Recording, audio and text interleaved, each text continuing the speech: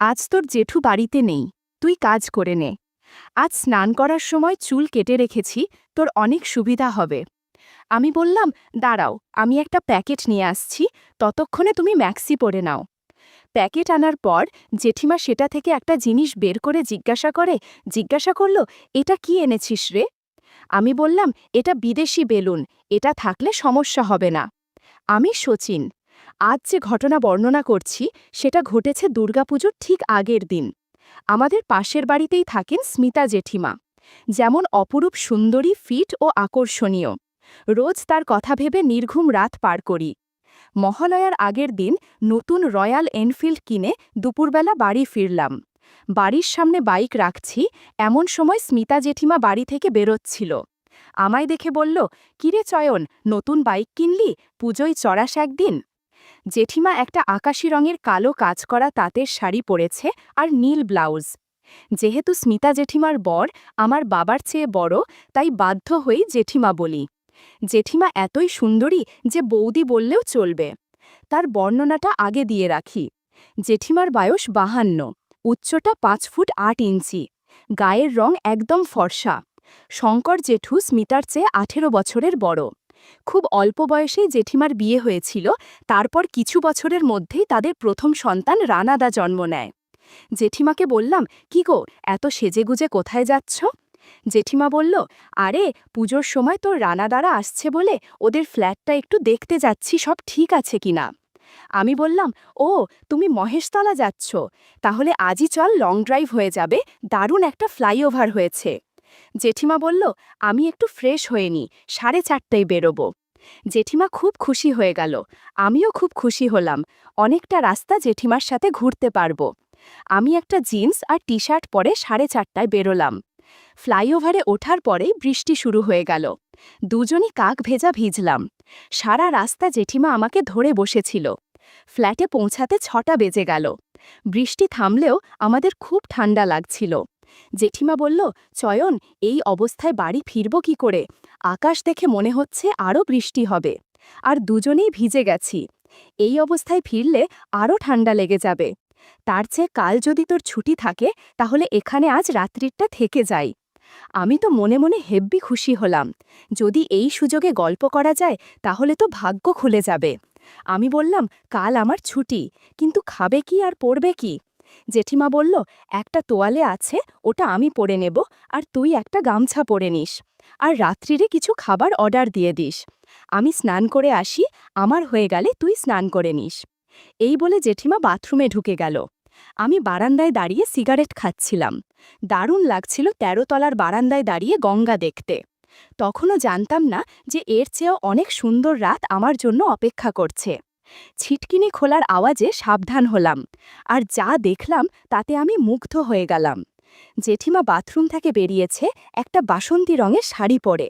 আমি অবাক হয়ে জেঠিমাকে দেখছি। কিছুক্ষণ পরে জেঠিমা বলল, চয়ন, সারা রাত তুই আমায় দেখতে পাবি, এখন স্নানটা করে আয়। আমি গিজার চালিয়ে এসেছি, আর জামা কাপড় আমায় দিয়ে যা, আমি রান্নাঘরের দড়িতে মেলে দিয়ে আসি, তাহলে কাল সকালের মধ্যে শুকিয়ে যাবে। এরপর আমি বাথরুমে ঢুকে গেলাম। স্নান শেষে দেখলাম স্মিতা এসি চালিয়ে বেডরুমে বিছানায় বসে আছে। আমিও ঘরে গিয়ে জেঠিমার পাশে বসলাম। জেঠিমা বলল, চয়ন, কিছু খাবার অর্ডার করে দে, না হলে বেশি রাত হয়ে গেলে কিছু পাবো না, সারা রাত উপোস করে কাটাতে হবে। আমি জেঠিমার কথা মতো খাবার অর্ডার করে বললাম, এখন তো সবে 7:30টা বাজে, এখানে টিভিতে ডিশ লাইনের কানেকশনও নেই, এতক্ষণ সময় কি করে কাটাবে? জেঠিমা বলল, আয়, তোকে আমি আমার ছোটবেলার গল্প বলি। এই বলে জেঠিমা বলতে শুরু করল। আমাদের বাড়ি বর্ধমানের গুড়াব গ্রামে। আমরা 6 বোন ও 2 ভাই। আমি হচ্ছি মেজো। অভাবের সংসার, তাই যখন তোর জেঠুর সাথে বিয়ের সম্বন্ধ এলো, বাবা ছেলে কলকাতায় থাকে বলে আর কোনো কিছু না দেখেই বিয়ে দিয়ে দিল। আমার তখন বয়স খুব একটা বেশি না, স্কুলে পড়তাম। পরীক্ষা দেওয়ার আগেই বিয়ে দিয়ে এখানে পাঠিয়ে দিল। তোর জেঠু আমার চেয়ে 18 বছরের বড়। তখন আমাদের এত পয়সা ছিল না। সারা দিন বাড়িতে কাজের লোকের মতো কাজ করতাম। বিয়ের 2 বছর পর তোর রানাদা হলো। তাতে আমার শরীর আরও খারাপ হয়ে গেল। তারপর তোর রানাদা যখন স্কুলে ভর্তি হলো, তখন ওকে পড়াতে পড়াতে আমি আবার কিছুটা পড়াশোনা করি। তারপর তোর রানাদা যখন ভালো চাকরি পেল আর তোর জেঠুরও পে কমিশন গঠনের পরে অনেক মাইনে বাড়ল, তখন আমাদের একটু পয়সা হলো। জেঠিমা বলছিল আর আমি দু চোখ দিয়ে মুগ্ধ হয়ে জেঠিমাকে দেখছিলাম। এবার জেঠিমা আমায় জিজ্ঞাসা করল, চয়ন, তোর গার্লফ্রেন্ড নেই? আমি বললাম, না, এখনকার মেয়েদের অনেক ঝামেলা আর মনের মতো কাউকে পাইনি, তাই নেই। জেঠিমা বলল, তা তোর মনের মতো মেয়ে কেমন হবে শুনি? আমি কোনো কিছু না ভেবে বললাম, তোমার মতো হবে, স্মার্ট, সুন্দরী। কথা শেষ করতে না করতেই কলিং বেল বেজে উঠল। জেঠিমা বলল, মনে হয় খাবার এসেছে, আমি এই অবস্থায় বাইরে যাব না, তুই প্লিজ নিয়ে আয়, আর যাবার সময় আগে এই দরজাটা বন্ধ করে ওটা খুলবি। আমি কথা মতো কাজ করে জেঠিমাকে ডাইনিং টেবিলে খেতে ডাকলাম। খাওয়া শেষে জেঠিমা বলল, চল তাড়াতাড়ি শুয়ে পড়ি, কাল ভোরবেলা উঠে মহালয় শুনব। আমিও জেঠিমার কথা মতো পাশে শুলাম। বললাম, জেঠিমা, পাশবালিশ নেই? পাশবালিশ ছাড়া আমার ঘুম আসে না, আর তাছাড়া এই 9:45টার সময় কোনো দিনও ঘুমায়নি, এখন ঘুম আসবেই না। জেঠিমা বলল, তাহলে একটা মুভি চালা না। বললাম, আমার মোবাইলে তোমাকে দেখানোর মতো মুভি নেই, তবে অন্য রকমের মুভি আছে যেটা দেখলে আর সারা রাত ঘুমিয়ে আসবে না। তাছাড়া এত সুন্দর মহিলার সাথে সেই মুভি দেখলে একটু অস্বস্তি লাগতে পারে। জেঠিমা বলল, আমি বুঝতে পেরেছি কি মুভি আছে, কিন্তু আমি কোনো দিন এইসব মুভি দেখিনি, প্লিজ দেখা আমায়, প্লিজ। জেঠিমা বলাতে আমি একটা মুভি চালালাম। জেঠিমা পাশ ফিরে শুয়ে মোবাইল দেখতে লাগল। মুভি দেখতে বললাম, জেঠিমা, আমি তোমায় খুব ভালোবাসি, আজ তোমার কাছে একটা জিনিস চাইব, তুমি দেবে? জেঠিমা বলল, আজ আমি তোকে সব দেব, কিন্তু আমায় কথা দে, কোনো দিন কাউকে বলবি না। আজ প্রায় 30 বছর পর এরকম মুভি দেখে আমার মধ্যে অদ্ভুত অনুভূতি হচ্ছে। শেষবার তোর জেঠুর সাথে এরকম মুভি দেখেছিলাম, আজ তুই আমাকে আবারও সেরকম মুভি দেখালি। তুই যেমনভাবে বলবি আমি সেরমভাবেই করব। আমি বললাম, কথা দিলাম, আজকের ঘটনার কথা কাউকে বলবো না। তোমার নিয়ে আমি যে স্বপ্নগুলো দেখতাম আজ সেগুলো সত্যি করো। বন্ধুরা, ইউটিউবের কড়া নিয়মের কারণে এসব ঘটনা সরাসরি বলা যাচ্ছে না। তোমরা কমেন্টে দেয়া লিঙ্ক থেকে আমার ওয়েবসাইট ভিজিট করো, সেখানে একদম খোলামেলা গল্প দেয়া আছে। রাত 2টো অবধি মুভি দেখে দুজনে অনেক অ্যাক্টিং করেছি। এত অ্যাক্টিং হয়েছে যে দুজনেই ক্লান্ত হয়ে গিয়েছিলাম, আর কখন ঘুমিয়ে পড়লাম বুঝতে পারলাম না। সকালে ঘুম ভাঙতে দেখি জেঠিমা আমার পাশে নেই। মোবাইলে দেখলাম 11:30 বেজে গেছে। আমি উঠে টাওয়েলটা পরে বের হলাম। দেখলাম জেঠিমা রান্নাঘরে কিছু করছে। সারা রাত অ্যাক্টিং করে জেঠিমাকে আরও সুন্দরী, আরও আকর্ষণীয় লাগছে। জেঠিমা লুডুস তৈরি করছিল, আমি পেছন থেকে সারপ্রাইজ দেওয়ার চেষ্টা করলাম। জেঠিমা আমায় বাধা দিয়ে বলল, এই দুষ্টু, এটা কি হচ্ছে? টেবিলে ব্রাশ আর পেস্ট আছে, আগে ফ্রেশ হয়ে আয়, চা আর লুডুস খাই, তারপর স্নান সেরে আজ আমরা বাইরে কোথাও লাঞ্চ করব, বুঝলি? আমি বললাম, ঠিক আছে, কিন্তু আমি সন্ধ্যের আগে এখান থেকে যাব না, আমি দুপুরে তোমার সাথে খাবো, তাতেই আমার পেট আর মন দুটোই ভরে যাবে। জেঠিমা শুনে হেসে বলল, জো হুকুম মহারাজ, আমি তো আজ থেকে আপনার দাসী, আপনি যা বলবেন সেটাই আমার শিরোধার্য। তারপর আমি তাড়াতাড়ি ফ্রেশ হয়ে এসে টেবিলে বসলাম। জেঠিমা লুডুস আর চা নিয়ে আমার জন্য অপেক্ষা করছিল। আমি চা খেতে খেতে দেখতে পেলাম জেঠিমার গলায় ঘাড়ে লাল দাগ। আমি বললাম, জেঠিমাই, তোমার গলায় আর ঘাড়ে দাগ পড়ে গেছে? জেঠিমা হেসে বলল, কাল রাতে বড় একটা ছাড় পোকা কামড় দিয়েছে, এজন্য এরকম হয়েছে। বন্ধুরা, তোমরা নিশ্চয়ই বুঝতে পেরেছ কোন ছাড় পোকা কামড় দিয়েছে। জেঠিমা বলল, আমি একটা ক্রিম নিয়ে এসেছি, স্নান করার পর লাগিয়ে দিস। আমি ভাবলাম কাল রাতের ঘটনার কথা জেঠিমা বাড়ি গেলেই ধরা পড়ে যাবে। আমি একটু ভয় পেয়েই জেঠিমাকে জিজ্ঞাসা করলাম, আচ্ছা জেঠিমা, তোমার এই দাগ জেঠু দেখতে পেলে তো সমস্যা হবে, তখন কি বলবে? জেঠিমা আমার কথা শুনে হেসে বলল, ওরে আমার পাগল, এখন তোর জেঠু এসব নিয়ে মাথা ঘামায় না। আর আমি বাড়ি ফিরে একটা কাপ্তান পরে নেব, ফলে কেউ কিছুই বুঝবে না। আর ক্রিম লাগালে কমে যাবে, অত চিন্তা করিস না। আর যদি না কমে, তাহলে তোর জেঠুকে বলে দেব দুপুরে চিংড়ি মাছ খেয়ে অ্যালার্জি হয়েছে। আচ্ছা, যে জন্য আমরা এখানে থাকলাম সেটা কখন হবে? আমি জেঠিমাকে নিয়ে সোফায় বসালাম, আবার মুভি দেখব আর অ্যাক্টিং করব বলে। তখন জেঠিমা বলল, চয়ন, একটা সত্যি কথা বলবি, আমার আগে তুই আর কতজনের সাথে মুভি দেখেছিস আর অ্যাক্টিং করেছিস? আমি বুঝতেই পারছি তুই অ্যাক্টিংয়ের ব্যাপারে খুব পটু, আর রেগুলার অভ্যেস না থাকলে এরকমভাবে কেউ অ্যাক্টিং করতে পারে না। কি করে হলো এমন, বলো না আমায়, আমি কাউকে বলবো না। আমি বললাম, বলতে পারি, আমি তোমায় মিথ্যে কথা কিন্তু বলবো না। তবে তোমায় কথা দিতে হবে যে আমার অতীতের কথা শোনার পরও তুমি আবারও আমার সাথে অ্যাক্টিং করবে আর মুভি দেখবে। জেঠিমা বলল, আমি পাগল নাকি যে আনন্দ আমি পাচ্ছি তা থেকে আমি তোকে আর নিজেকে বঞ্চিত করব না। তুই আগে কোন কারোর সাথে অ্যাক্টিং করলেও আমার কোনো আপত্তি নেই।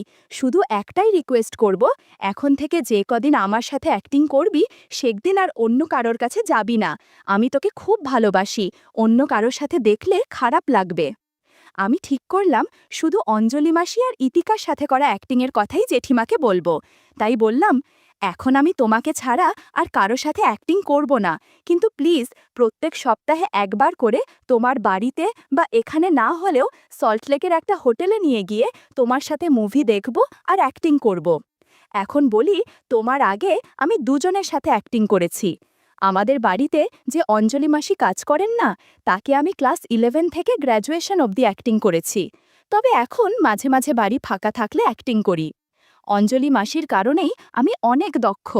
তখন তো আর কেউ ছিল না, তাই আমি রোজ রাতে সবাই ঘুমিয়ে পড়লে অঞ্জলি মাসির সাথে অ্যাক্টিং করে ঘুমিয়ে পড়তাম। মাঝে মাঝে দুপুরে বাড়িতে কেউ না থাকলেও করতাম। আমি যখন অঞ্জলি মাসির সাথে অ্যাক্টিং করতাম তখন মনে মনে তোমার কথাই ভাবতাম। কিন্তু আরও ভালো করে অ্যাক্টিং শিখি ইতিকা কাকিমার কাছে। আমি যখন আগে মুর্শিদাবাদে ছিলাম তখন তার বাড়িতেই পেইং গেস্ট থাকতাম। একটা ঘটনার পর আমরা পরস্পরের খুব কাছে এসে যাই, আর তারপর থেকে আমি রোজ 4-5 বার করে তার সাথে অ্যাক্টিং করতাম। জেঠিমা শুনে একটু হিংসে হলো আর বলল, তোর ইতিকা আমার চেয়ে অনেক সুন্দরী আর ইয়াং, এজন্যই তো রোজ অভিনয় করেছিস, তাই না? আমি বললাম, আরে না না, ইতিকা তোমারই বয়সী হবে আর আর একটু স্বাস্থ্যবান। আমি ইতিকা কাকির সাথে রোজ অ্যাক্টিং করতাম, কারণ ইতিকা কাকির কেউ ছিল না, সে বিধবা। সারা বাড়িতে আমরা দুজনেই থাকতাম, ফলে অনেক সুবিধা হতো। রোজ আমরা নতুন নতুন মুভি দেখতাম আর অ্যাক্টিং করতাম। আমার অ্যাক্টিংয়ে ইতিকা কাকিমা অনেক খুশি ছিল।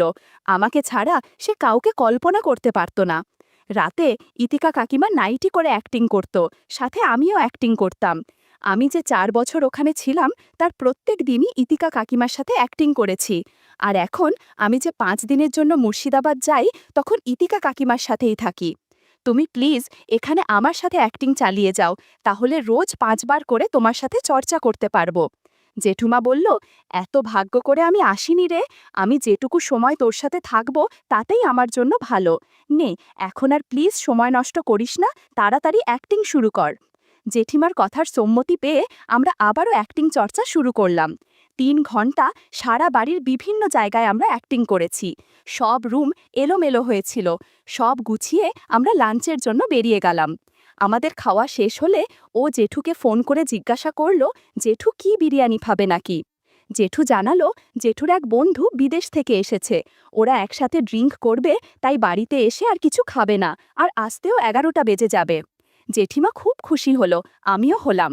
জেঠিমা বলল, চল একটু শপিং করি, তারপর বাড়ি যাব। আমরা শপিং করলাম। জেঠিমা আমাকে একটা নীল রঙের খুব ভালো জামা কিনে দিল। আমিও ওকে একটা সিল্কের শাড়ি আর একটা নাইটি কিনে দিলাম। বাড়ি ফেরার পথে ওষুধের দোকান পড়ল। আমি বললাম, তুমি একটু দাঁড়াও, আমি একটা জিনিস কিনে আনছি। কিছুক্ষণের মধ্যে আমি একটা প্যাকেট নিয়ে ফিরে এলাম। জেঠিমা বলল, কি এনেছিস দেখি। আমি বললাম, বাড়ি গিয়ে দেখো, এখন চলো তাড়াতাড়ি। আমি জেঠিমার হাতেই প্যাকেটটা দিলাম বাইক চালাবো বলে। জেঠিমার সঙ্গে সঙ্গে প্যাকেটটা খুলে ফেলল আর ভেতর থেকে একটা জিনিস বার করে জিজ্ঞাসা করল। এই জেঠিমা প্রাণ খুলে অ্যাক্টিং করতে লাগলো। জেঠিমার অ্যাক্টিং আমাকে মোটিভেট করে তুলছিল। 2 ঘন্টা অ্যাক্টিং করার পর জেঠিমা বলল, আমাদের অ্যাক্টিংয়ে নতুনত্ব আনা দরকার। তাই ফ্রিজ থেকে একটা চকলেট সস নিয়ে আসলো আর বলল, এটা দিয়ে অ্যাক্টিং করতে তাহলে আরও ভালো হবে। বন্ধুরা, ইউটিউবের কড়া নিয়মের কারণে চকলেট সস দিয়ে করা ঘটনা সরাসরি বলা যাচ্ছে না। তোমরা কমেন্টে দেওয়া লিঙ্ক থেকে আমার ওয়েবসাইট ভিজিট করো, সেখানে একদম খোলামেলা গল্প দেয়া আছে। 30 মিনিট চকলেট সস দিয়ে অ্যাক্টিং করার পর আমরা একটু বিশ্রাম নিলাম। জেঠিমা জেঠুকে ফোন করে জিজ্ঞাসা করল, জেঠু এখন কোথায় আর কত দেরি হবে বাড়ি আসতে।